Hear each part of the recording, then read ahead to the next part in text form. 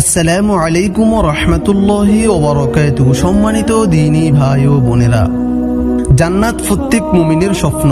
আজকের ভিডিওটি আমাদের চলমান সিরিজের দ্বিতীয় পর্ব, যেখানে জান্নাতে যাওয়ার পথ সহজ করে দেয় এমন আরও 5টি গুরুত্বপূর্ণ আমল তুলে ধরা হবে কোরআন এবং হাদিসের আলোকে। আজকের পর্বে প্রথম নম্বরে যে আমলটি থাকছে সেটি হচ্ছে সত্য কথা বলা ও সততার উপর থাকা।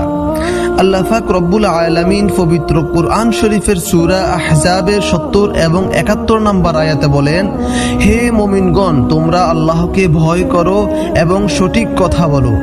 এবং রাসূলুল্লাহ সাল্লাল্লাহু আলাইহি ওয়াসাল্লাম ইরশাদ করেন, সততা মানুষকে নেকির দিকে নিয়ে যায় আর নেকি মানুষকে জান্নাতে পৌঁছায় দেয়। সহিহ মুসলিম শরীফের হাদিস 2607 নম্বর। আজকের সমাজে মিথ্যার সহজ চল থাকলেও একজন মুমিন কখনো মিথ্যাবাদী হতে পারে না। সত্যবাদী ইমানের পরিচয় এবং জান্নাতের অন্যতম রাস্তা। আল্লাহ পাক রব্বুল আলামিন আমাদেরকে আমল করার তৌফিক দান করুক। দ্বিতীয় নম্বরে যেটি থাকছে সেটি হচ্ছে আত্মীয়তা সম্পর্ক রক্ষা করা। আপনি যদিও এটাকে ছোট মনে করেন, সত্যিকার অর্থে এটা অনেক গুরুত্বপূর্ণ আমল।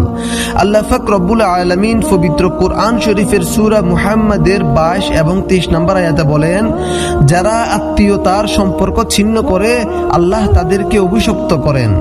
এবং রাসূলুল্লাহ সাল্লাল্লাহু আলাইহি ওয়াসাল্লাম ইরশাদ করেন, যে আত্মীয়তার সম্পর্ক বজায় রাখে আল্লাহ তার রিজিক বৃদ্ধি করেন এবং আয়ু বরকত করেন।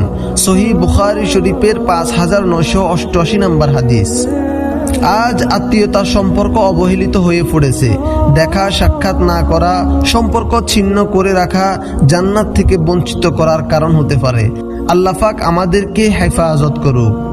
তৃতীয় নম্বরে যেটি থাকছে সেটি হচ্ছে অন্যের কষ্ট দূর করা।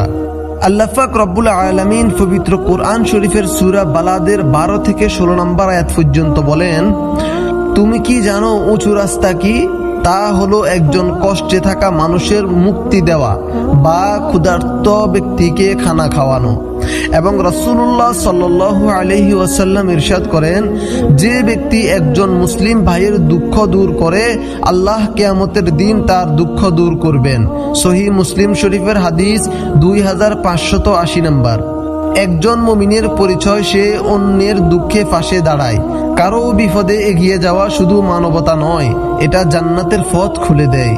চতুর্থ নম্বরে যেটি থাকছে সেটি হচ্ছে নিয়মিত ইস্তেগফার ও ক্ষমা প্রার্থনা করা।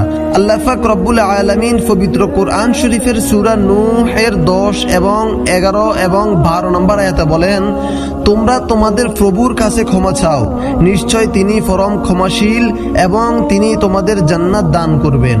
এবং রাসূলুল্লাহ সাল্লাল্লাহু আলাইহি ওয়াসাল্লাম ইরশাদ করেন, যে নিয়মিত ইস্তেগফার করে আল্লাহ তার জন্য সব সংকট থেকে মুক্তির রাস্তা খুলে দেন।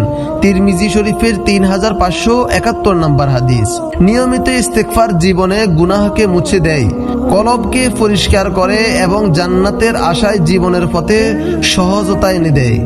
5 নম্বরে যেটি থাকছে সেটি হচ্ছে নিজের রাগ নিয়ন্ত্রণ করা। আল্লাহ পাক রব্বুল আলামিন পবিত্র কুরআন শরীফের সূরা আলে ইমরানের 134 নম্বর আয়াতে বলেন, মুমিনরা রাগ দমন করে এবং মানুষকে ক্ষমা করে আর আল্লাহ সৎকর্মকারীদের ভালোবাসেন। এবং রাসূলুল্লাহ সাল্লাল্লাহু আলাইহি ওয়াসাল্লাম ইরশাদ করেন, শক্তিশালী সেই ব্যক্তি নয় যে কুস্তিতে জয়ী হয়, বরং সেই ব্যক্তি শক্তিশালী যে রাগের সময় নিজেকে নিয়ন্ত্রণ করতে পারে। রাগ মানুষের অন্তরে আগুন ধরিয়ে দেয়, অনেক সময় তা পরিবার ও সমাজে আগুনের কারণ হয়। কিন্তু যিনি রাগ দমন করেন তিনি আল্লাহর কাছে প্রিয় এবং জান্নাতের দিকে পরিচালিত হন। আল্লাহ পাক রব্বুল আলামিন আমাদেরকে আমল করার তৌফিক দান করুক। উপসংহার হিসেবে কিছু কথা বলি, প্রিয় ভাই ও বোনেরা, এই ভিডিওতে আমরা জানলাম আরো 5টি সহজ এবং মূল্যবান আমল সম্বন্ধে, যা আমাদের জান্নাতের পথকে প্রশস্ত করতে পারে। আমাদের চেষ্টাই পারে আমাদের আমলনামা ভারী করতে। আসুন এই আমলগুলোকে আমাদের জীবনের অংশ করে তুলি। আল্লাহ আমাদের সকলকে আমল করার তৌফিক দান করুক। এতক্ষণ পর্যন্ত যদি আপনি আমাদের ভিডিওটি দেখে থাকেন, অবশ্যই চ্যানেলটি সাবস্ক্রাইব করে আপনার মূল্যবান মতামত জানিয়ে দিবেন। আজকের ভিডিওটি এ পর্যন্ত থাকলো। সকলের কাছে বিদায় নিচ্ছি। আসসালামু আলাইকুম ওয়া রাহমাতুল্লাহি ওয়া বারাকাতুহু।